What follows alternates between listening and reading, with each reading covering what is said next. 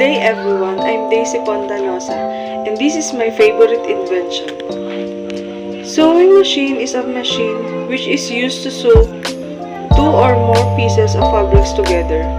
A sewing machine sews not only fabrics but also other materials such as bag, leather, tent, and more. Sewing machine is also used to improve the fineness and appearance of fabrics. Different sewing machines follow their own duty to produce perfect products as we want, such as garments, mattress protectors, and etc. Who invented it and when? The sewing machine is an important invention that helped people make clothes faster and easier.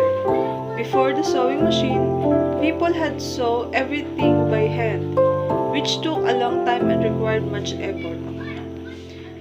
The first idea for a sewing machine was made in 1790 by Thomas Saint from England.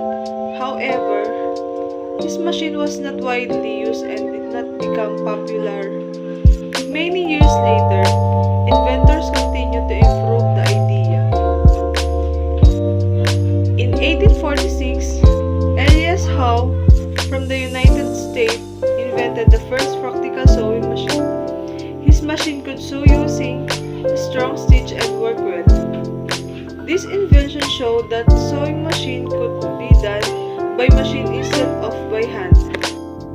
Later in 1851, Isaac Singer improved the sewing machine and made it easier to use.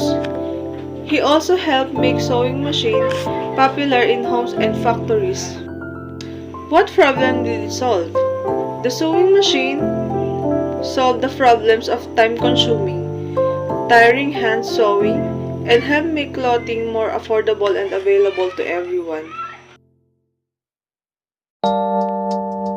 The purpose of invention is to sew fabric faster than by hand, saving time and effort, to make strong and neat stitches that last longer, to reduce physical strain on people who sew regularly, to create different types of stitches for various designs and fabrics, to improve accuracy and uniformity in sewing work, to support tailoring and fashion design by making sewing easier and more creative, to help in repairing clothes quickly and efficiently.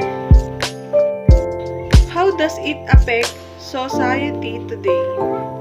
Education, health, communication, and environment. For education, a sewing machine helps students learn sewing in school. It teaches useful skills for future and small business.